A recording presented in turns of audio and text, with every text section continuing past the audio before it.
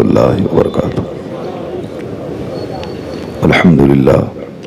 الحمدللہ الذی ہدانا للایمان والاسلام والصلاة والسلام علی سیدنا محمد نبیہ الذی استنقذنا بہ من عبادت الاوثان والاصنام وعلى آلہ واصحابہ النجباء البررة الکرام، اما بعد فاعوذ باللہ من الشیطان الرجیم، بسم اللہ الرحمن الرحیم۔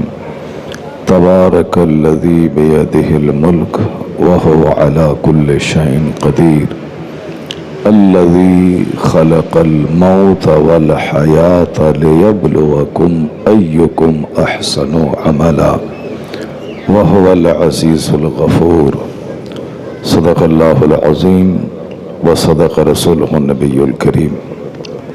سامعین و حاضرین، ایک بار ادب اور احترام کے ساتھ جان ایمان، اصل ایمان، روح ایمان، کنز ایمان، سید انس و جان جناب محمد الرسول اللہ صلی اللہ علیہ وسلم کی بارگاہ بکس پناہ میں نذران درود پیش کرنے کی سعادت حاصل کریں۔ پڑھیے درود شریف۔ اللہم صلی علی سیدنا و مولانا محمد معدن الجود والکرم وآلہ وبارک وسلم، صلاۃ و سلام علیک یا رسول اللہ۔ دل لگا کر سرکار کی بارگاہ میں درود پیش کریں۔ حضور نے فرمایا ہے کہ جس نے مجھ پر ایک بار درود بھیجا، اللہ تبارک و تعالی اس کے 10 گناہوں کو مٹا دیتا ہے، اس کے 10 درجے کو بلند کر دیتا ہے۔ تو ایک بار آپ درود پڑھیں گے 30 فائدے آپ کو ہوں گے۔ ایک بار مسکرا کے پہن بلند آواز سے درود شریف۔ اللہم صلی علی سیدنا و مولانا محمد معدن الجود والکرم وآلہ وبارک وسلم، صلاۃ و سلام علیک یا رسول اللہ۔ اس محفل چہلم میں آپ کی تشریف آوری ہوئی، آپ نے صاحب خانہ کی دلجوئی کی، اپنے لیے نیکیوں کا ذخیرہ جمع کیا، اسلامی گفتگو سن کر اپنے ایمان کو تازگی عطا کی۔ اللہ تبارک و تعالی اس محفل کو قبول فرمائے، اور قاری رضوان صاحب اور ان کے بھائیوں کی والدہ کو اللہ تبارک و تعالی جنت الفردوس میں اعلیٰ مقام عطا فرمائے، ان کے بال بچوں کو اس کار خیر کا بہترین صلہ اللہ عطا فرمائے۔ ابھی آپ نے مولانا عمران حنفی صاحب کی زبانی بڑی اچھی گفتگو آپ نے سماعت کی۔ تھوڑی دیر مجھے بھی آپ صبر کے ساتھ برداشت کر لیں، یہ آپ کی نوازش ہوگی۔ ہمارے کرم فرما حضرت مولانا قاری اقبال صاحب نے بھی بڑی اچھی گفتگو کی۔ یہ یہاں رہتے ہیں، پورے ہندوستان میں خطاب کرتے ہیں، بڑے بڑے جلسوں میں جاتے ہیں، لیکن اپنے شہر میں بھی کافی عزتوں سے نوازے جاتے ہیں۔ اکثر ایسا ہوتا ہے کہ باہر تو عزت ملتی ہے آدمی کو، لیکن اپنے شہر میں، اپنے محلے میں ان کی پوچھ کم ہوتی ہے۔ لیکن قاری اقبال صاحب ایسے لوگوں میں ہیں جن کی عزت باہر بھی ہوتی ہے، اسی طرح اپنے دیار میں بھی ان کی عزت میں کوئی کمی نہیں ہوتی ہے۔ آپ نے ان کے خطاب کو بھی بہت غور سے سنا۔ اللہ تبارک و تعالی آپ کی اس سماعت کو اور مزید بہتر بنائے۔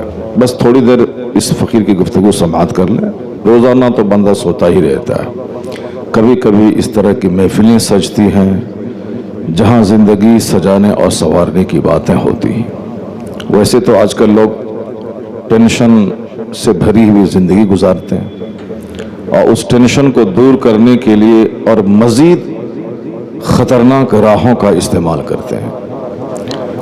غم سے بھری ہوئی زندگی، کوئی موبائل دیکھ کر چاہتا ہے کہ میرا ٹینشن دور ہو جائے، کوئی رات بھر ٹیلی ویژن کے پردوں سے چپک کے رہ کر چاہتا ہے کہ میری تکلیف دور ہو جائے، کوئی شراب کی بوتلوں میں چین ڈھونڈ رہا ہے، کوئی صاحب دوستوں کی محفل میں کامیڈی سن کر سکون تلاش کر رہا، کوئی رات بھر بائک پہ گھوم کر شور ہنگامہ کرنے میں سکون تلاش کر رہا، لیکن ساری دنیا کو معلوم ہے کہ لوگوں کا بنایا ہوا اپنا طریقہ سکون دینے میں ناکام ہو چکا ہے۔ اس لیے لوگ خودکشی کی راہ پہ چل پڑے ہیں کہ میں رات بھر میں شراب پیا مگر چین نہیں ملا، میں رات بھر جاگ کر میں نے فلمیں دیکھیں مگر قرار نہیں ملا۔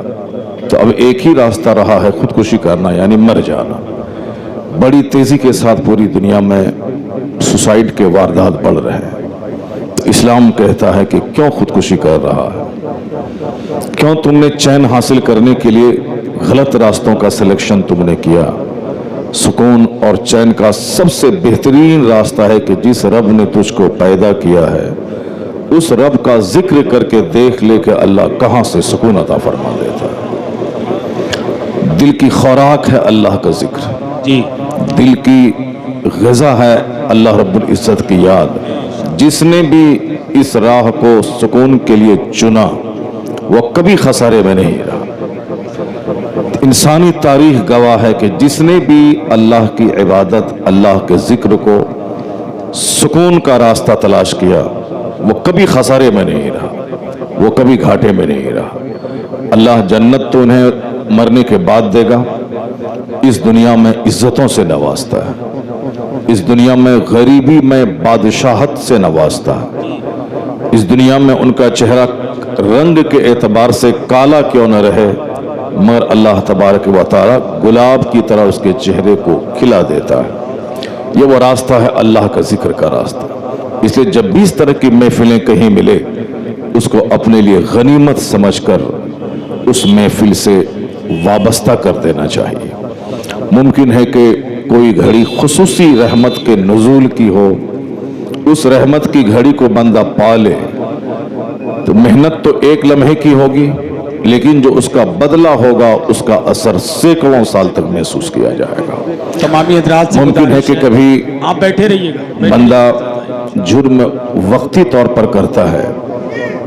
نعرے تکبیر، نعرے رسالت، فیضان غوث اعظم، مسلک اعلی حضرت، نبیر اعلی حضرت، شہزادہ اعلی حضرت حضور احسن میاں صاحب قبلہ، حضور صاحب سجادہ، آمد حضور احسن میاں صاحب قبلہ۔ نعرے تکبیر۔ آپ لوگ بیٹھ جائیے، بیٹھ جائیے، ابھی حضرت بعد میں آئیں گے انشاءاللہ، بیٹھ جائیں۔ بیٹھ جائیں، حضرت ابھی قیام گاہ پہ جائیں گے غالباً، اور پھر وہاں سے تھوڑی دیر کے بعد اسٹیج پر آئیں گے۔ بھرپور دل کھول کر آپ حضرت کا دیدار کریں گے، حضرت کی دعاؤں سے آپ مالا مال ہوں گے۔ پہلے اس فقیر کی گفتگو آپ سماعت کر لیں۔ سارے لوگ خاموشی اختیار کر کے رکھیں اور غور سے سنیں۔ ایک بار زور سے بولیں سبحان اللہ، سبحان اللہ۔ دروشی پڑھیں اللہم صلی علی سیدنا و مولانا محمد معدن الجود والکرم وآلہ وبارک وسلم صلاۃ و سلام علیک یا رسول اللہ۔ میں عرض کر رہا تھا کہ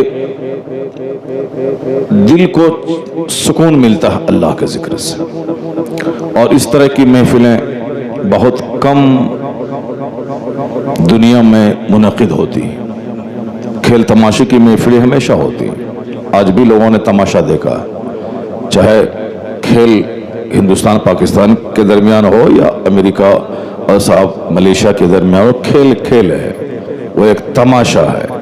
ایسا نہیں کہ میرا بھارت ہار جائے تو میں غمگین ہو جاؤں، پاکستان جیت جائے تو میں خوش ہو جاؤں، امریکہ ہار جائے تو میں ناراض ہو جاؤں، برٹین جیت جائے تو میں خوش ہو جاؤں۔ کھیل ہے، تماشا ہے، وہ تماشا چاہے میرا بھائی جیتے وہ تماشا تماشا ہے، چاہے کوئی دوسرا جیتے تماشا تماشا ہے۔ اس تماشے سے ہم کو کوئی لینا دینا نہیں ہے۔ ہمارا سب سے بڑا مشن ہے کہ اچھا کام اگر میرا بھائی کوئی کرتا ہے تو دل کو خوشی حاصل ہوتی ہے، اور ناچنے گانے والا کام میرا کوئی بھائی کرے تو ایک مسلمان کا دل اس سے خوش نہیں ہوتا۔ پوری دنیا میں جہاں بھی مسلمان مسجدوں کو آباد کرے، جہاں بھی تلاوت کرے، جہاں بھی اسلام کا کچھ کام کرے تو ہمارے دلوں کو ٹھنڈک پہنچتی ہے۔ لیکن کوئی تماشے میں نام اونچا کر لے، کوئی کھیل میں نام اونچا کر لے، اس سے ہمارا کوئی لینا دینا نہیں ہوتا ہے۔ باقی رہی بات کہ ہمارے اپنے وطن، اپنے دیار، اپنے ملک سے محبت کی بات رہی،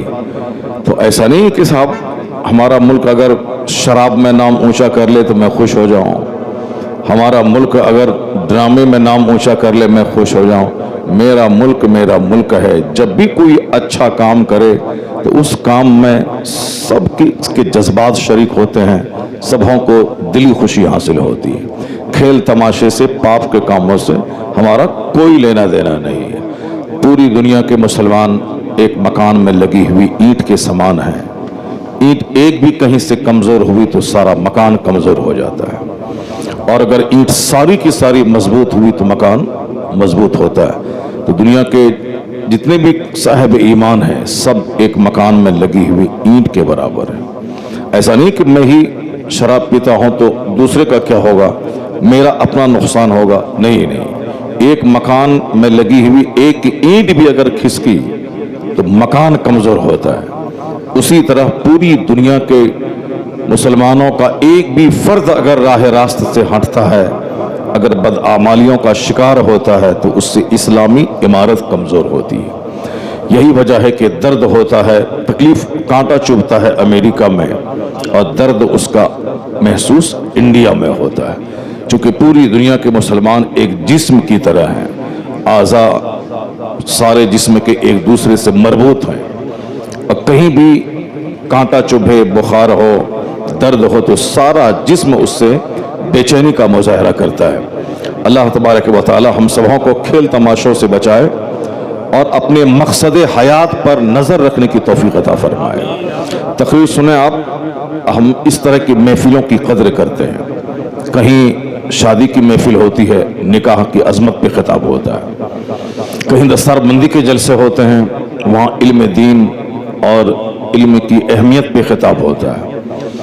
گھر کا افتتاح ہو، اس موقع پر اللہ کی اس نعمت کا چرچا ہوتا ہے، اور کہیں وصال کی محفل ہو، ایصال ثواب کی، چاہے تیجا ہو، چاہے برسی ہو، چاہے 40واں ہو، ان محفلوں میں مقصد حیات پر گفتگو ہوتی ہے تاکہ دوسروں کی موت سے کچھ سیکھنے کا سامان ہو جائے۔ دوسروں کی حیات بھی ہمارے لیے ایک عبرت کا ذریعہ ہے، اور دوسروں کی موت بھی ہمارے لیے عبرت کا سامان ہے۔ یہ اور بات ہے کہ قیامت جب قریب آئے گی تو لوگوں کو سوچنے سمجھنے کی جو صلاحیت ہے لوگوں کی وہ ختم ہو جائے گی۔ اخیر زمانے میں لوگ ہوائی کی طرح جینے لگیں گے، لوگ صرف دیکھنے سے تعلق رکھیں گے، فکری طور پر کمزور ہو جائیں گے۔ حضور نے فرمایا تھا کہ تنزع عقول اکثر ذالک الزمان سیاتی علی الناس زمان، ایک وقت ایسا آئے گا کہ لوگوں کی عقلیں چھین لی جائیں گی۔ عقل رہتی ہے تب لوگ غور و فکر کرتے ہیں، عقل رہتی ہے تب لوگ دوسروں کی زندگی سے سبق حاصل کرتے ہیں، عقل رہتی ہے تب دوسروں کو دیکھ کر آدمی اپنے لیے نور اور روشنی حاصل کرتے ہیں، اور عقل ہی جب ختم ہو جائے تو پھر آدمی وہ سوچنے کی صلاحیت ختم کر ڈالتا ہے اور صرف وہ نقل کرنا چاہتا ہے اور دیکھنا چاہتا ہے۔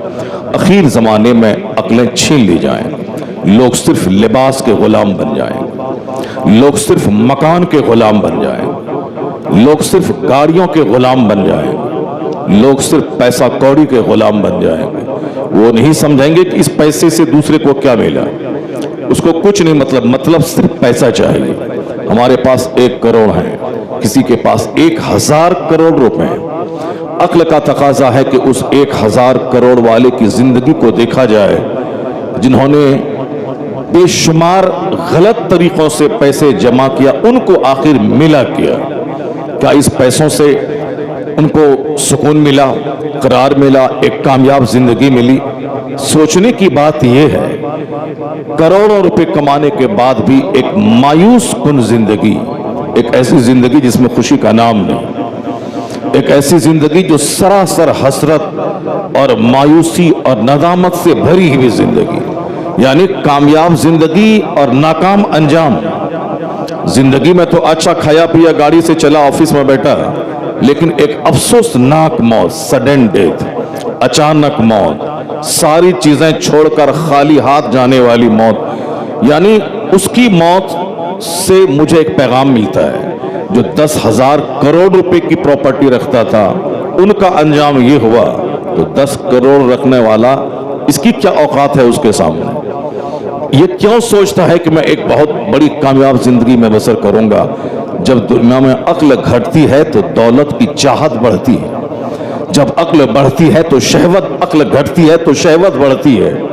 یعنی اخیر زمانے میں جب عقل گھٹے گی تو صرف شہوت کی باتیں، خواہشات کی تکمیل کی باتیں، صرف لگزریس لائف کی باتیں، صرف گوڈس کی باتیں، صرف اپنی ریکوائرمنٹس کی باتیں ہوں گی، اور پھر سیکس کی فلفلمنٹ کی باتیں ہوں گی۔ آج کی تاریخ میں دیکھ لیں، جہاں بھی جائیں، اکثر لوگوں کے سامنے صرف خواہشات کی باتیں، طبعی میلانات کی باتیں اور جنسی خواہش کی باتیں، سیکسول باتیں، لو افیئرز، تعلقات، ناجائز تعلقات، عصمت ریزی کی باتیں، چاہے میڈیا میں ہوں، چاہے 10 لوگ آپس میں بیٹھیں، چاہے ہنسی مذاق میں ہوں، ہر جگہوں پہ بڑی باتیں چھوڑ کر صرف وہ حیوانی خواہشات کی باتیں ہوتی ہیں۔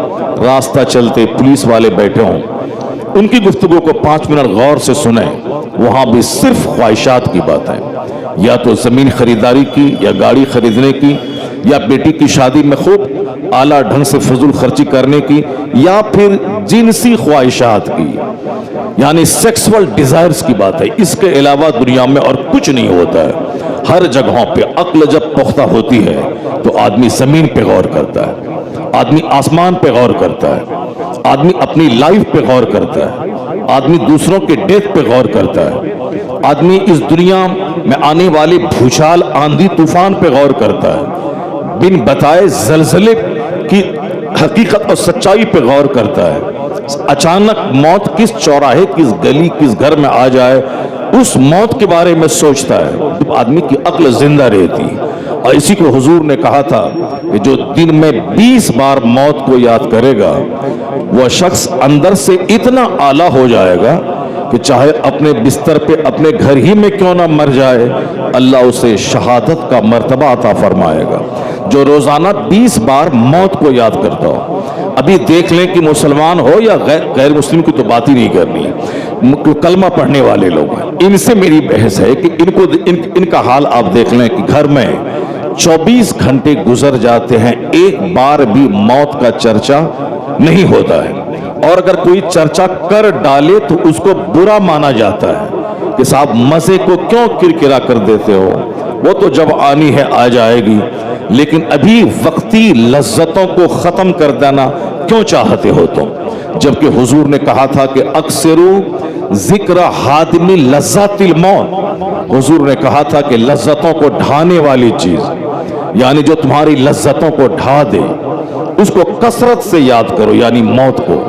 حضور نے کہا کہ موت کو کثرت سے یاد کرو، زیادہ یاد کرو، میکسیمم تیری گفتگو کا جو ٹاپک ہو وہ موت ہو۔ لیکن ہم نے اپنے حساب سے موت کو بوجھ سمجھا اور ہم نے صرف زندگی کی باتیں کرنی شروع کر دی۔ زندگی کی باتوں کا مطلب نئی نئی عمارتیں، نئی نئی زمین کی خریداری، نئے نئے مال، نئے نئے سامان کو گھر میں جمع کرنا۔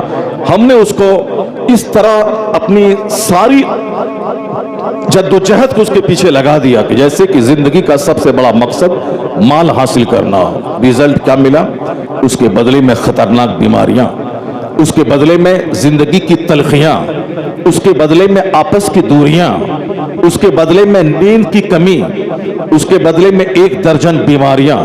چونکہ ہم نے سکون کا یہ راستہ زیادہ سے زیادہ مال چاہیے انہیں ہم نے اپنے سے چنا ہے، ہم نے فلم کے ایکٹر کو دیکھ کر چنا ہے، ہم نے پولیٹیکل لیڈر کی باتوں کو سن کے چنا ہے، ہم نے دنیا کی کتابوں کو پڑھنے کے بعد ہم نے چنا ہے، ہم نے اپنے سراؤنڈنگز آس پاس کے لوگوں کو دولت کے مقابلے میں جیتے ہوئے دیکھ کر میں نے ان کو دیکھ کر کے اس راستے کو چنا ہے۔ نتیجے میں زندگی تو اللہ کی دی ہوئی ہے، اللہ ہی ہمیں پیدا کیا ہے، اللہ ہی زمین کی تخلیق کی ہے، آسمان بنایا ہے، اللہ ہی مجھے زندگی دیتا ہے، موت دیتا ہے۔ اس رب سے ہٹ کر میں نے دوسروں کو دیکھا، اللہ نے ماڈل تو اپنے محبوب کو بنایا تھا، میرے محبوب کو دیکھو، زندگی گزارو۔ اللہ نے اپنے محبوب کو جس کے نور کو ساری دنیا کی تخلیق سے کئی لاکھ سال پہلے اسے عرش معلی پہ قندیل کی شکل میں لٹکا کے رکھا، اس نور محمدی کو بشری شکل میں سارے پیغمبروں کے اخیر میں دنیا میں بھیجا تاکہ لوگوں کے لیے ایک ماڈل رہیں مصطفیٰ، لوگوں کے لیے ایک آئیڈیل بن جائیں مصطفیٰ۔ وہ اللہ نے اپنے محبوب کو آئیڈیل بنایا تھا، مگر میں نے آئیڈیل فلم کے ایکٹر کو چن لیا۔ اللہ نے اپنے محبوب کو ماڈل بنایا تھا کہ کیسے جئیں، کیسے کھائیں، کیسے پئیں، کیسے کپڑا پہنے، کیسے بال رکھیں، مگر ہم نے فلم کے جوکر کو اپنے لیے آئیڈیل بنایا۔ وہ اگر ننگا رہے تو میں بھی ننگا رہتا ہوں، وہ اگر نیا کپڑا پھٹا ہوا پہنے تو میں بھی ویسا پہنتا ہوں، وہ اگر جوکر کی طرح بال چاروں طرف سے مونڈ کے رکھے تو میں بھی ویسا رکھتا ہوں۔ ان کی بہو بیٹیاں اگر چڈی پہن کے سڑکوں پہ چلیں میں بھی اپنی بہن بیٹیوں کو چڈی پہنواتا ہوں، چونکہ ہمارے لیے ماڈل وہ فلم کا ایکٹر اور فلم کی ایکٹریس بن گئی ہے۔ اللہ نے تو محبوب کو ماڈل بنایا تھا، زمین کا خالق اللہ، ساری دنیا کا مالک اللہ، اس انسان کو ایک قطرہ ذلیل سے پیدا کرنے والا اللہ، یعنی اس انسان کی تخلیق کیسے ہوئی ہے اللہ نے قرآن کریم میں کئی جگہوں پہ اس کا ذکر کیا ہے۔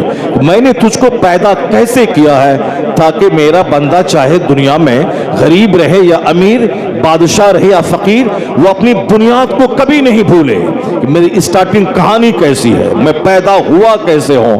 جب عقل رہے گی تب میں بندہ غور کرے گا کہ میں پیدا ہوا کیسے ہوں، میں اپنی پیدائش پہ غور کروں۔ جب قرآن کریم میں کئی جگہوں پہ اس میٹر کو جگہ دیا گیا ہے، کیوں جگہ دیا گیا ہے؟ اللہ کہتا ہے وَلَقَدْ خَلَقْنَا الْإِنسَانَ مِنْ سُلَالَةٍ مِنْ طِينٍ، ہم نے انسان کو ایک بجتی ہوئی مٹی سے پیدا کیا ہے۔ انسان کو، وہی جو ہم انسان ہیں، دنیا کے سارے لوگ جو چاہے یہودی ہو، نصرانی ہو، غیر مسلم ہو، وہ سب بھی انسان ہیں، چونکہ وہ غور نہیں کرتے کہ میں انسان ہوں، اسی لیے جانوروں کی طرح کام لوگ کرتے ہیں۔ لیکن جس دن وہ غور کرے کہ میں انسان ہوں اور اللہ نے مجھ کو انسان بنایا ہے، دنیا سے حیوانیت گھٹ جائے گی اور مانوتا کے سلوک بڑھتے چلے جائیں گے، چونکہ بندہ سوچنا ہی چھوڑ دیا کہ میں انسان ہوں۔ صرف اسی پوائنٹ پہ غور کر لیں کہ اگر اللہ چاہتا تو مجھے جانور بنا دیتا، اللہ چاہتا تو مجھے خنزیر پیدا کرتا، اللہ چاہتا تو مجھے کتا بنا دیتا، اللہ چاہتا مجھے چھپکلی اور سانپ بنا دیتا۔ میرے باپ دادا نے اللہ پر کوئی احسان نہیں کیا کہ اس احسان کا بدلہ چکانے کے لیے اللہ نے مجھ کو انسان بنایا۔ بندہ اللہ پر احسان کر ہی کیا سکتا ہے؟ یہ کمزوری کا پتلا یہ انسان، بیماریوں کا مجسمہ یہ انسان، آج ساری دنیا جانتی ہے کل اس کا نام و نشان مٹ جاتا ہے، آج زندہ ہے ایک سیکنڈ کے بعد مر جاتا ہے۔ یہ انسان اپنے رب پہ احسان کر ہی کیا سکتا ہے کہ اس احسان کا بدلہ اللہ تعالیٰ ان کے بال بچوں کو انسان پیدا کر کے چکائے؟ میرا رب پر کوئی احسان نہیں، اللہ کا یک طرفہ احسان ہے کہ اس نے مجھے ان جانور نہیں بلکہ انسان پیدا کیا۔ اللہ نے مجھے کتا نہیں آدمی بنایا، ورنہ کتا کو بھی اللہ نے پیدا کیا، جتنی بھی مخلوقات ہیں سبوں کو اللہ نے پیدا کیا، لیکن مجھ کو انسان بنایا، کتا نہیں بنایا۔ اسی پوائنٹ پہ اگر دنیا کے سارے لوگ غور کریں کہ اللہ نے مجھے سانپ نہیں انسان بنایا، تو انسان بن کر سانپ کی طرح دوسروں کو ڈنک نہیں مارے گا، انسان کی شکل میں دوسروں کو اپنی زبان سے ڈنک نہیں مارے گا، اپنے ہاتھ سے کشٹ نہیں پہنچائے گا، دوسروں کو تلوار سے ذبح نہیں کرے گا، وہ دوسروں کو اپنی تھیوری سے اسے تباہ و برباد کرنے کا پلان نہیں بنائے گا۔ یہ جو سارے ڈرامے دنیا میں ہو رہے ہیں کہ میرا بچہ بچہ ہے، دوسروں کا بچہ بچہ نہیں، میری بستی بستی ہے، دوسروں کی بستی بستی نہیں، میرا ملک ملک ہے، دوسروں کا ملک ملک نہیں، یہ باتیں صرف اس لیے ہیں کہ جب آدمی عقل سے سوچنا چھوڑ جاتا ہے، چھوڑ دیتا ہے، تب اس طرح کی حیوانی حرکتیں بندہ کرنے لگتا ہے۔ آج جو کچھ بھی ہو رہا ہے افریقہ میں، جو کچھ ہو رہا ہے امریکہ میں، جو کچھ ہو رہا ہے ہندوستان کی سرزمین پہ، یعنی ایک آدمی کے جسم کو 3 حصوں میں بانٹ دینا، ایک آدمی کو 6 انچ چھوٹا کر دینا، ایک آدمی کو ہمیشہ کسی نہ کسی طریقے سے پھنسا کے جیل میں ڈال دینا، اس کی پوری سوسائٹی، اس پوری برادری کو مٹانے کا پلان بنانا اس وقت ہوتا ہے جب بندہ اپنے اس پوائنٹ پہ سوچنا چھوڑ دیتا ہے کہ میں انسان ہوں اور انسانیت کا تقاضا کیا ہے۔ ह्यूमैनिटी का तकाजा क्या है, ह्यूमैनिटी का डिमांड क्या है, ह्यूमन बीइंग्स, ह्यूमैनिटी इसकी क्वालिटी है, इसकी खसलत है, इसे क्या करना चाहिए वह सोचना छोड़ देता है। हुजूर ने कहा था कि आखिर जमाने में लोगों की अकलें छीन ली जाएंगी। जब अकल छीन ली जाएंगी तो सिर्फ आदमी बर्गर खाएगा, सिर्फ आदमी चाउमीन खाएगा, सिर्फ आदमी शराब पिएगा, सिर्फ आदमी ताश खेलेगा, सिर्फ आदमी रात में नाइट क्लब का रुख करके डांस करेगा ताकि हम रिफ्रेश्ड हो जाएं, तरोताजा हो जाएं। वह भूल जाएगा कि नाचते नाचते बंदा मर गया, शराब पीते पीते आपस में कत्ल हो गया, ताश खेलते खेलते दौलतें बिक गई, जमीन लूट गई, यहां तक कि बीवी और बेटियों को दांव पे लगाना पड़ा। ये आदमी सोचना छोड़ देगा, वह सिर्फ उसको बर्गर और चाउमीन, चाहे लीवर डैमेज हो, चाहे उसका हार्ट डैमेज हो। आज सारे डॉक्टरों के पास जाने के बाद अक्सर डॉक्टर यही कहते हैं कि अगर हार्ट की बीमारी से बचना है, जो जंक फूड है इसको खाना छोड़ दें, जो भी अननेसेसरी गैर जरूरी चीजें हैं उसको इस्तेमाल करना छोड़ दें। यानी डॉक्टर कहते हैं सिगरेट पीना छोड़ दें, डॉक्टर कहते हैं बीड़ी पीना छोड़ दें, डॉक्टर कहते हैं कि गुटखा खाना छोड़ दें। अगर लीवर की सेफ्टी चाहिए, अगर हार्ट की सेफ्टी चाहिए, अगर इंटेस्टाइन की सेफ्टी चाहिए, अगर बसारत की सेफ्टी चाहिए, अगर चाहते हैं कि समाज बरकरार रहे, तो इन अननेसेसरी चीजों को छोड़ दें, गैर जरूरी चीजों को छोड़ दें। डॉक्टर आजकल अक्सर बोलते हैं कि बाहर का खाना पीना छोड़ दें। बाहर में वही एक ही तेल से कई तरह के सामान बना के आपको जहर देते हैं, आप वक्ती मजा लेने के लिए खाते हैं, अब उसे छोड़ दें। उससे आपका हार्ट के जो वेन्स हैं ब्लॉक हो जाएंगे, आपका शुगर लेवल हाई हो जाएगा, आपकी वीपी हाई हो जाएगी, यानी जो एक जनरल बीमारी बन गई है। डॉक्टर मना करते हैं कि बाहर के सामान को आप मत खाएं। ये जानने के बावजूद कि सिगरेट से कैंसर होता है, लेकिन आदमी आदत का गुलाम है, वो उसको पीता है। ये जानने के बावजूद कि पानी पूरी खाने से बहुत सारे नुकसानात होते हैं, लेकिन आदमी आदत का गुलाम है, उसको खाना पड़ता है। ये जानने के बावजूद कि खैनी और गुटखा से कैंसर होता है, लंग्स डैमेज होता है, और उसके बावजूद बंदा दिन में 100 पुड़िया खाता है। वह जानता है कि उसकी जबान मोटी हो जाएगी, वह जानता है कि कुव्वते गोयाई उसकी सल्ब हो सकती है, वह जानता है कि गुटखा खाने वाला जब कभी भी उसको डायरिया का मर्ज हुआ, किडनी के 100% फेल होने का खतरा रहता है। आए दिन इस तरह के केसेज आते हैं, लेकिन आदमी के पास अक्ल रहे तब न सोचे कि मुझे क्या खाना है क्या नहीं खाना है, मुझे क्या पहनना है क्या नहीं पहनना है, मुझे किस तरह का हेयर स्टाइल रखना है किस तरह का नहीं रखना है। आदमी ने सोचना छोड़ दिया कि मैं क्या खाऊं। सिर्फ लग्जरियस लाइफ के पीछे, ये पीने में मजा आता है, ये खाने में मजा आता है, घूमने में मजा आता है।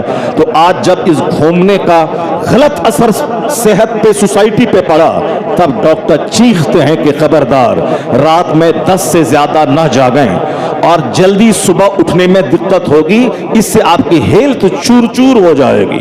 आज 18 साल का जवान देखें, बिल्कुल चेहरा जैसे लगता है मुर्दार की तरह, आंखें धसी हुई, चेहरा चिपका हुआ, ऐसा लगता है कि रात भर नींद लेने के बाद भी ये मायूसियत का शिकार है। सेहत हासिल करने के लिए दूसरी कौमें बेदार हो गई। अब साहब वो रामदेव जी के पास उत्तराखंड जा रहे हैं। रामदेव जी कहते हैं कि नेचुरल रिसोर्सेज की तरफ आओ, यानी कुदरती चीजों की तरफ आओ। जो चीजें नेचुरल हैं, जो चीजें आर्टिफिशियल हैं, उसको छोड़ दिया जाए, बनावटी चीजों को छोड़ दिया जाए और नेचुरल चीजों के पास आए और आप नेचुरल एनवायरनमेंट में आप घूमें, यानी आप सुबह सवेरे जन्नती हवाओं में रहें। एसी की हवा ये आर्टिफिशियल हवा है, फैन की हवा ये आर्टिफिशियल हवा है। रात में 8 घंटे फैन के नीचे है, बदन सुबह सवेरे ऐंठने लगता है। एसी में आप रहें, अंदर से 8 घंटे सोने के बाद एक उलझन सी महसूस होती है, लेकिन सुबह की ठंडी हवाओं में आप घूमें, ऐसा लगता है जैसे जन्नत से सीधी हवा उसकी सेहत को दुरुस्त कर रही होती है। लोग कहते हैं सुबह की हवा एक तरफ, करोड़ों रुपए की दवा एक तरफ। जब आज सेहत खराब होने लगी, तब डॉक्टरों ने कहा कि गैर जरूरी सोना छोड़ दीजिए, गैर जरूरी खाना छोड़ दीजिए। जब आपस में तकरार बढ़ने लगी तो डॉक्टरों ने कहा गैर जरूरी टॉक छोड़ दें। यानी कोरोना काल में पुलिस वाले डंडा मार मार कर रात के 9 बजे के बाद से लोगों को कहते थे घर जाओ, घर में रहो, सेफ रहो, घर में रहो, सेफ रहो, यानी बिल्कुल सुरक्षित रहो, बाहर मत घुमा करो। समंदर में जुहू चौपाटी के किनारे रात के 9 बजे के बाद लोग 2-2 बजे रात तक घूमते थे। पुलिस वाले डंडा मार मार के कहते थे घर में रहो, सेफ रहो, अपने घर में आइसोलेट रहो, सेफ रहो, यानी बाहर की हवाओं से बचते रहो। यही काम 1400 साल पहले पैगंबर आजम ने किया था। हुजूर ने कहा था, आज की तारीख में कहते हैं गैर जरूरी खाना, गैर जरूरी बोलना, गैर जरूरी पहनना, गैर जरूरी घूमना, ये तबाही का जरिया है। सेहत जाएगी, सुकून जाएगा, समाज में जीने की लज्जतें जाएंगी, जिंदगी की रंगीनियां खत्म हो जाएंगी। गैर जरूरी चीजों को छोड़ दो। जरूरी है रोटी चावल, जरूरी है चाउमीन नहीं, बर्गर नहीं, और गैर शराब नहीं, गैर गुटखा नहीं, गैर जरूरी चीजों को छोड़ दे अगर जिंदा रहना है। गैर जरूरी दोस्ती, गैर जरूरी कपड़ा पहनना, गैर जरूरी दूसरों से ताल्लुकात कायम करना, अननेसेसरी चीज जो नेसेसरी एसेंशियल है उसको अपनाए, जो गैर जरूरी को छोड़ दें। कुर्बान रहमते तो आलम सल्लल्लाहु अलैहि वसल्लम की जाते गिरामी पे कि 1500 साल पहले न अमेरिका का वजूद था, न चाइना जापान के इल्म की कोई कहानी थी, हिंदुस्तान में एक मकतब तब नहीं था। 1500 साल पहले नालंदा यूनिवर्सिटी का नाम मिलता है, बुद्धिस्टों की एक छोटा सा मकतब है, उसी का नाम नालंदा यूनिवर्सिटी है। वो भी उसकी कहानी भी 1100 साल की है। 1500 साल पहले हिंदुस्तान में न यूनिवर्सिटी थी, न कोई कॉलेज था, न अमेरिका नाम का कोई मुल्क था। अमेरिका नाम के मुल्क का पता 1495 में कोलंबस ने लगाया है कि अमेरिका नाम का कोई मुल्क है। चाइना जापान में विकास नाम की कोई चीज नहीं थी। हिंदुस्तान में एक भी इंजीनियर उस वक्त मौजूद नहीं था। न फिजिक्स केमिस्ट्री बायोलॉजी का नाम दुनिया जानती थी, न एस्ट्रोलॉजी न एस्ट्रोनॉमी का नाम दुनिया जानती थी। यानी शिक्षा के क्षेत्र में अनभिज्ञ थी, अज्ञानता का अंधकार था, इग्नोरेंस और जहालत का दबदबा था। उस मौके पे दुनिया के सबसे बड़े मुअल्लिम, सबसे बड़े मोहसिन, सबसे बड़े दुनिया के रिफॉर्मर, सबसे बड़े पैगंबर ने एक पैगाम दिया था। हुजूर ने कहा था मिन हुस्न इस्लामिल मर्ए तर्कहु माला, यानी मुस्तफा ने कहा था एक आदमी के इस्लाम का हुस्न ये है कि गैर जरूरी चीजों को छोड़ दे। यानी एक मोमिन के इस्लाम का हुस्न है गैर जरूरी चीजों को छोड़ दे। तो जहां आज के लाखों दानिश्वर जिस पॉइंट पर आज मुत्तफिक हुए हैं, यही पैगाम तन्हा मुस्तफा ने 1500 साल पहले कहा था। यह इस बात की दलील है कि जहां दुनिया तबाही का तमाशा देखने के बाद उसी प्लेटफॉर्म पे लौट के आना चाहती है जो प्लेटफॉर्म मुस्तफा ने 1500 साल पहले अता किया था। सरकारे दो जहां दुनिया के सबसे बड़े मुस्लिम, आकाए दो जहां दुनिया का सबसे बड़ा रिफॉर्मर।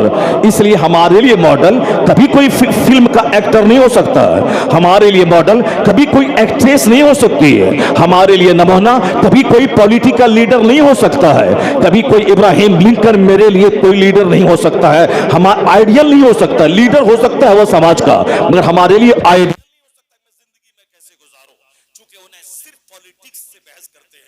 सिर्फ राजनीति से बहस करते हैं, सिर्फ कुर्सी हासिल करना उनका मकसद है। कैसे ढेर दिनों तक मैं सत्ते में बना रहूं, कैसे ढेर दिनों तक मेरी गवर्नमेंट कायम रहे, उसके लिए चाहे मानवता के उसूल की धज्जियां उड़ानी पड़े वो उड़ा देता है, उसके लिए चाहे जिस कलमदान का गलत इस्तेमाल करना पड़े वो कर जाता है। मकसद उसका जलील होता है थोड़ा सा कि ज्यादा दिनों तक मेरी हुकूमत कायम रहे। वो हमारी नशिस्तो बर्खास्त के लिए मॉडल कभी नहीं हो सकता है। जिसकी नजर सिर्फ हुकूमत पर हो, जिसकी नजर सिर्फ कुर्सी पर हो, जिसकी नजर सिर्फ खाने पीने पर हो, यह कमजोरी है दुनिया के लीडरों की, यह कमजोरी है दुनिया के रहनुमाओं की। जब उसे थोड़ा सा कलमदान मिल जाता है वो अपने भाई भतीजे के लिए इस्तेमाल करना चाहता है, वो अपने समाज अपनी कौम के लिए इस्तेमाल करना चाहता है। नहीं देखा आपने कि हिंदुस्तान में जब कोई रेलवे मिनिस्टर बनता है, जिस स्टेट का हो, वह चाहता है कि इसकी भलाई सिर्फ मेरे स्टेट तक जाए। कभी रामविलास पासवान जी रेल मंत्री थे, चाहते थे कि बिहार ही में रेल के सारे बेनिफिट्स चले जाएं। कभी लालू प्रसाद यादव जी रेलवे मंत्री थे, वह चाहते थे कि हिंदुस्तान में रेलवे का सारा मुनाफा बिहार चला जाए। कभी ममता बनर्जी वेस्ट बंगाल की रेल मंत्री थी, वह चाहती थी कि रेलवे का सारा फायदा मेरे बंगाल को पहुंच जाए। कभी सीके जाफर शरीफ कर्नाटका के रेल मंत्री थे, वो चाहते थे कि हमारे कर्नाटका को इससे फायदा पहुंचे। यानी जो कलमदान वजारत जिसके हाथ में आती है, यह इंसान की कमजोरी है, वो अपने भाई भतीजावाद में लग जाता है। इसलिए दुनिया में कोई भी ज़ाब्ता इंसान का बनाया हुआ वह फेल्योर हो चुका है। Democracy is the government of the people, for the people, by the people. जमहूरियत इंसान के लिए, इंसान आदमी के लिए, आदमी के जरिया आदमी का बनाया हुआ कानून है जमहूरियत। मगर जमहूरियत भी कमा हक को दुनिया में सुकून देने में असमर्थ है। रशिया में कम्युनिज्म वहां से चला, मगर रूस के हजार सैकड़ों दर्जनों टुकड़े हो गए। एक ज्योति बसु नाम का आदमी 30 साल तक हिंदुस्तान के वेस्ट बंगाल का चीफ मिनिस्टर रहा, लेकिन आज उसकी पार्टी की जैसी की तैसी हो गई। लोग किसी चीज को अपना जाती फार्मूला को चाहते हैं पूरी दुनिया पे नाफिज कर दें और हम कामयाब हो जाएंगे। दुनिया में कम्युनिज्म फेल हो चुका है, दुनिया में डेमोक्रेसी भी फेल हो चुकी है, खुद साख्ता डेमोक्रेसी।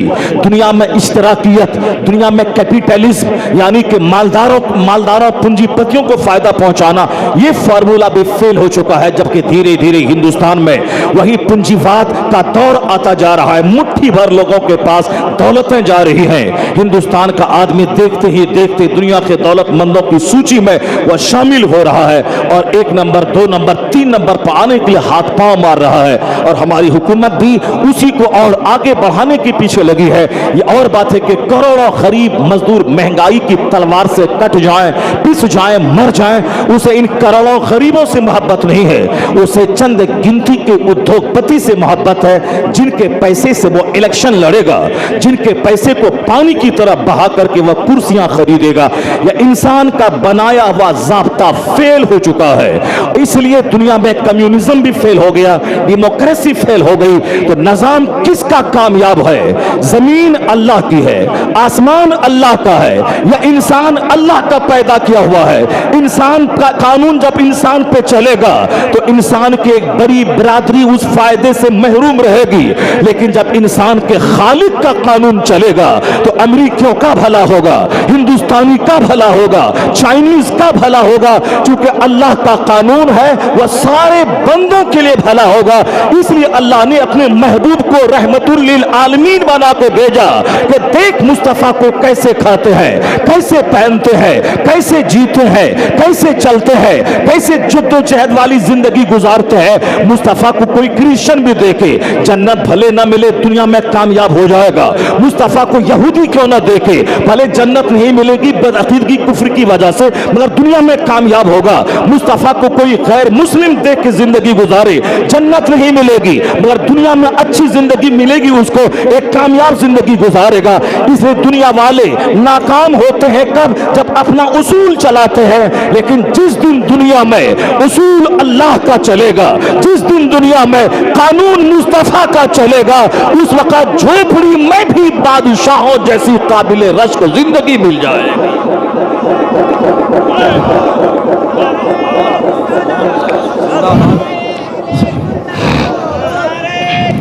यही वजह है कि जो हक पसंद लोग हैं, जो अक्ले सलीम से काम लेते हैं, जिनके पास बसारत है, जो कंसिडरेशन से काम लेते हैं, जो रिफ्लेक्शन से काम लेते हैं, जो थिंकिंग से काम लेते हैं, यानी जो सोचते हैं, रिसर्च करते हैं, डिस्कवर करते हैं, गौर व फिक्र करते हैं, उन लोगों की बोली कुछ और होती है। और जिनकी अक्लें छीन ली जाती हैं उनकी बोली कुछ और होती है। जैसे हिंदुस्तान में चंद लखेरों की अक्लें छीन ली गई, इन लुच्चों लफंगों ने उनकी जिंदगी के खिलाफ कीचड़ उछालना शुरू किया।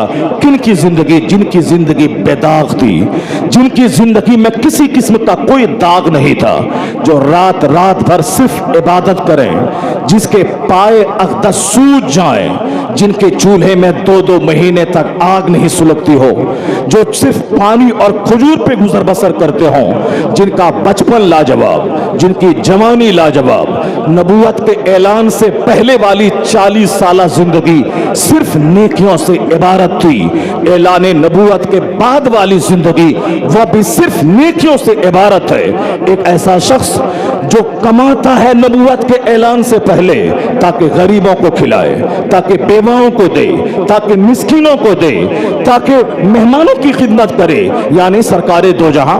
जब आपकी उम्र 12 साल की थी, अपने चचा के साथ जब आप बसरा गए, चचा के साथ मुल्क शाम गए, चचा के साथ यमन गए, उस वक्त बिजनेस करते थे, नबूवत का ऐलान नहीं हुआ था, आपकी बिल्कुल चढ़ती भी जवानी है, लेकिन पैसा कमा के करते क्या थे? करते थे गरीबों की खिदमत, बेवाओं की खिदमत, यतीमों की खिदमत, यानी बेचारों की खिदमत। जो समाज का नाकाबिल आदमी होता उसे काबिल कार बनाते थे, जो समाज की बेवा होती थी उसके सामान का इंतजाम फरमाते थे, बाजार से सौदा सलफ ला के देते थे। वही अरब जहां के लोग ज़नाकारी में इतने लथपथ थे, एक पड़ोसी की बीवी की इज्जत गैर महफूज थी, अनसेफ थी, यहां तक कि अपनी सौतेली माओ से ज़ना करते थे लोग, उसे बाप के छोड़े हुए तरके की तरह उसकी बीवियों को भी इस्तेमाल करते थे। यानी शराब और ज़ना यह दौरे जाहिलियत का सबसे बड़ा कारनामा है, और आखिर जमाने में वही दौर लौट के आएगा, शराब और ज़ना पूरी दुनिया में गालिब हो जाएगी ज़नाकारी, और शराब पानी से ज्यादा सस्ती हो जाएगी, लोग इस्तेमाल करेंगे। जो 2000 साल पहले जो दौर था, आखिर जमाने में वही दौर लौट के आएगा जहां इस तरह समाज के सारे लोग जीते हों। एक नौजवान ऐसे जी रहा है, न जबान बहकी है, न निगाह बहकी है, न हाथ बहका है, न पांव फिसला है। उस बदचलन समाज का बच्चा बोलता है कि अगर कैरेक्टर का कोई मजबूत पहाड़ देखना हो तो मोहम्मद अरबी को देख लिया जाए। उस बदचलन समाज के लोग कहते थे बेदाग बचपन, बेदाग जवानी, यानी जवानी ऐसी कि लोग अमानतदार अमीन कहने लगे, ट्रस्ट वर्दी कहने लगे, और लोग उसे सादिकुल वाद कहने लगे, यानी वादा खिलाफी के अहद में वादा वफाई के प्रतीक मुस्तफा को लोग कहने लगे।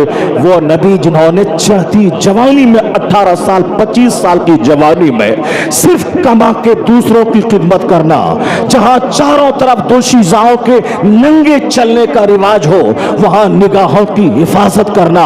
किसी आदमी पर इल्जाम उस वक्त लगाया जाता है जब उसका बचपन खराब हो, उसकी जवानी खराब हो, तब लोग कहते हैं अरे ये तो वैसे ही था, देखा नहीं आप जवानी उनकी, देखा नहीं बचपन उनका आवारगी से इबारत थी, और फिर देखा नहीं शादी के बाद क्या हुआ, उनको नई नई लड़की की चाहत थी।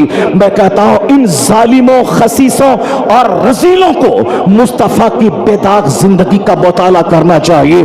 दुनिया का सबसे हसीन तरीन इंसान जिनके हुस्न का आलम तो ये था, जनाब अबू हुरैरा जो हुजूर की महफिल में बैठने वाला। हम तो 1400 साल के बाद किताबों में नबी का हुस्न पाते हैं, लेकिन अबू हुरैरा जो हुजूर को देखा, बरसहा बरस तक देखा, उनका स्टेटमेंट है कि मुस्तफा का चेहरा ऐसा था कान्ना शम्स तजरी फी वजहिही, गोया सूरज था जो नबी के चेहरे में तैर रहा हो, सूरज नबी के चेहरे में तैर रहा हो। हजरत अनस जो मुस्तफा की खिदमत में 10 साल तक रहे, और 10 साल के दरमियान में कभी लफ्ज़ उफ तक हुजूर ने अनस को नहीं कहा। ये कोई दुनिया का इंसान कह ही नहीं सकता है। मेरे पास तो एक नौकर रहता है, मैं सुबह से शाम तक 50 बार रे और बे उसको कहता हूँ, उसके खानदान को खंगाल देता हूँ। यहाँ 10 साल तक यूरोप का एक दानिश्वर मुस्तफा की लाइफ स्टोरी को बयान करते हुए कहता है, Anas lived in the service of the holy prophet for 10 years, but he did not spell even word उफ, यानी अनस 10 साल तक मुस्तफा की खिदमत में रहे मगर लफ्ज उफ तक उस अखलाक के पहाड़ ने नहीं कहा। यह इस बात की दलील है न उस जैसा इंसान पहले कोई पैदा हुआ न क़यामत तक कोई पैदा। नारे तकबीर, नारे रिसालत, शान मुस्तफा, अज़मत मुस्तफा। तारीख आदमियत का इकलौता इंसान, तारीख इंसानियत का इकलौता इंसान, तारीख आदमियत ने आज तक उस इंसान की शक्ल सूरत का दूसरा नहीं देखा जिनका बचपन बेदाग हो, जिनकी जवानी बेदाग हो, जिनकी जिंदगी का एक एक चैप्टर लाजवाब हो। मैं कहता हूं जिनकी जिंदगी में कुछ पहले से गड़बड़ होती है तब बाद में लोग उसमें ऐब निकालते हैं, अरे ये तो पहले से वैसा था। मैं कहता हूं जालिमों, मुस्तफा जाने रहमत की जिंदगी में मक्का के दुश्मनों ने भी ऐब नहीं निकाला इस ताल्लुक से कि इनकी नजर बहकी है। नहीं, वहां के तो बड़े बड़े खानदान के लोग कहते थे काश मोहम्मद अरबी मेरे दामाद बन जाएं, मेरी नस्लें फख्र करेंगी, मेरी नस्लें फख्र करेंगी,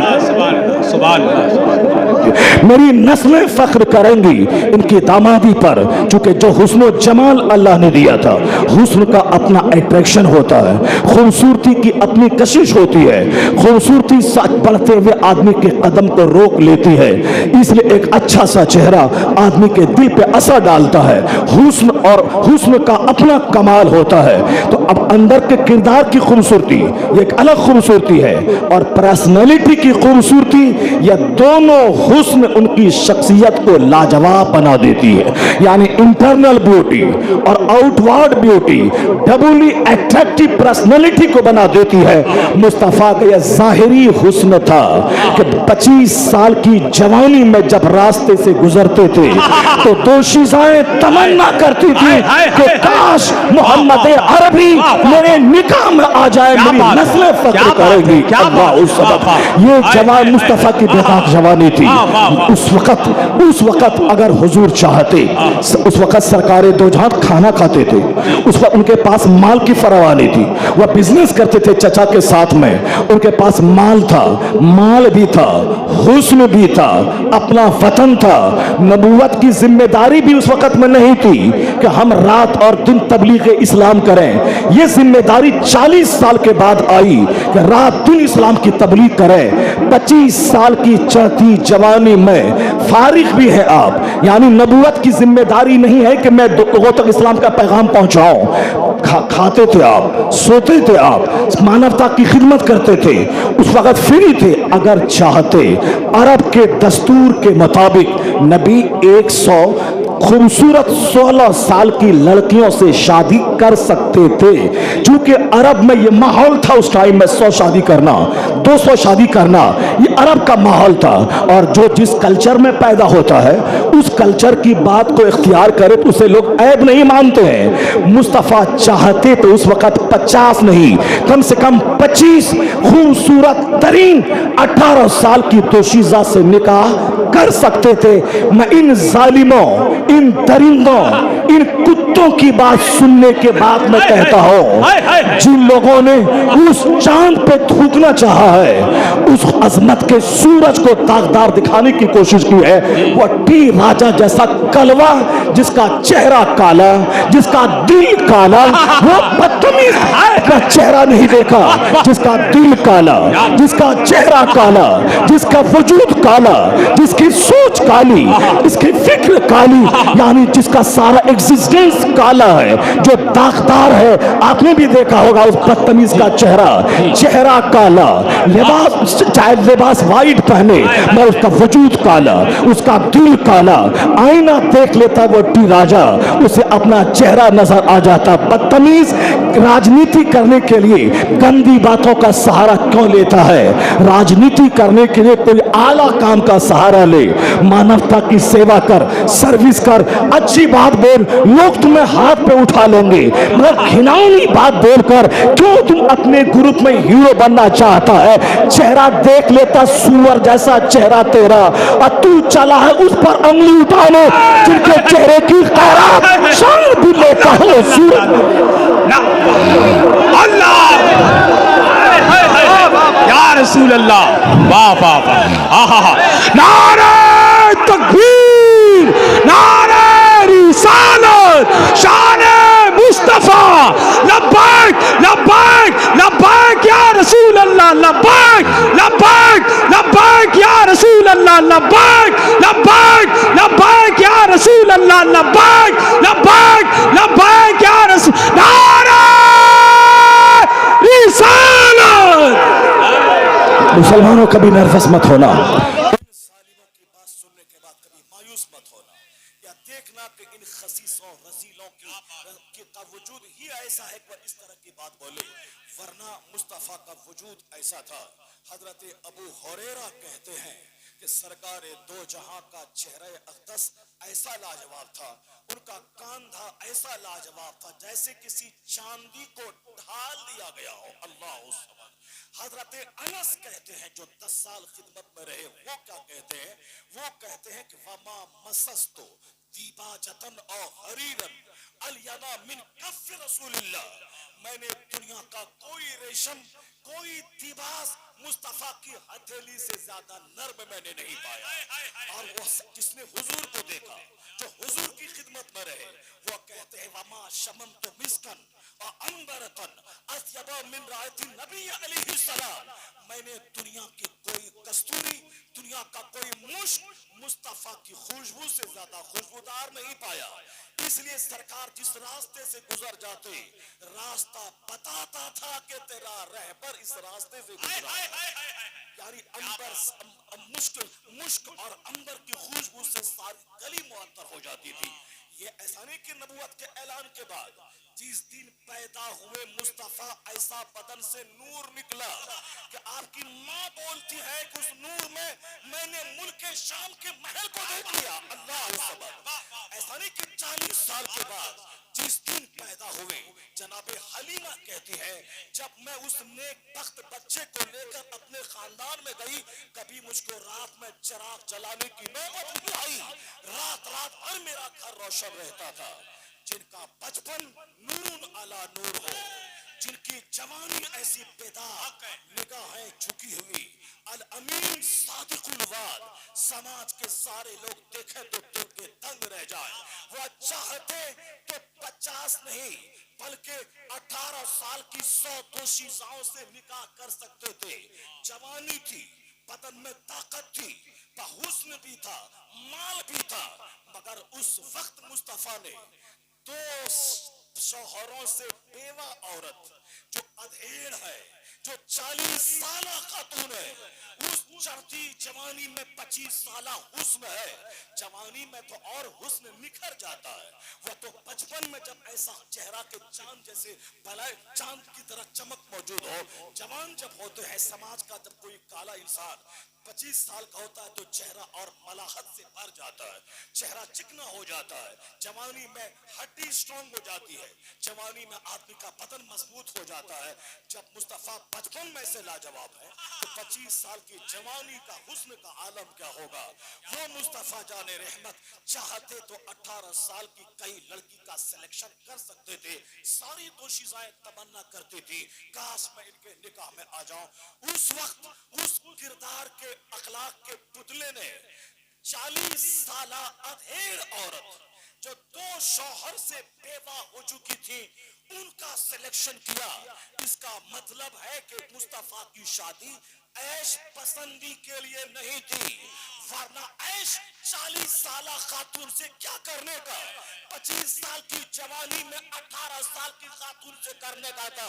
मगर ताकत भी है, हुस्न भी है, मान भी है, जवानी भी है, और अधेड़ उम्र की खातून से आपने अक़्द किया। इसका मतलब है कि 15 साल के बाद जो नबूवत का ऐलान होने वाला है, उसमें जो सबको रहमतों का हिस्सा मिलने वाला है, उसी में वो बेवाएं भी शामिल थी, जो बेवाएं अभागन मानी जाती थी।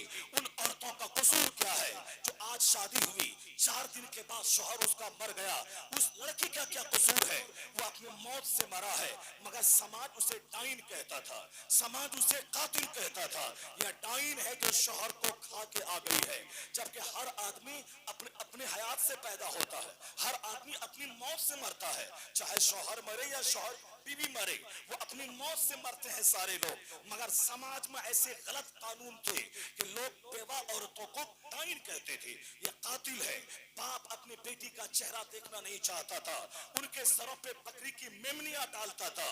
ये मनहूस है, ये कातिल शौहर को कत्ल करके आई है। समाज कितना बड़ा जुल्म करता था, उसकी शादी के बारे में सोचना ही फजूल था, मगर कितना बड़ा अत्याचार, कितना बड़ा जुल्म, कितनी बड़ी ज्यादती थी इन बेवा औरतों के साथ, जिसको लोग कहते थे कभी सुहागन बनने के काबिल नहीं है। रहमते दो आलम जो कुछ 40 साल के बाद कहने वाले थे, उसी को प्रैक्टिकल में 25 साल की उम्र में उस बेवा खातून से अक्द करके बता दिया कि बेवाएं अब आगन नहीं सुहागन बनने के काबिल है। तो मैं कहता हूँ जिस मुस्तफा ने बेवाओं को सम्मान दिया कि आज हिंदुस्तान की बेवाओं की शादी हो रही है, आज अरब की बेवाओं का निकाह हो रहा है, अमेरिका की बेवाओं की शादी हो रही है, यह एहसान मुस्तफा जाने रहमत का है जो गलत नीति को तोड़कर बेवाओं को जीने का हक अता कर दिया है, बेवाओं को जीने का हक अता किया है। सर रहमत दो आलम मुस्तफा है।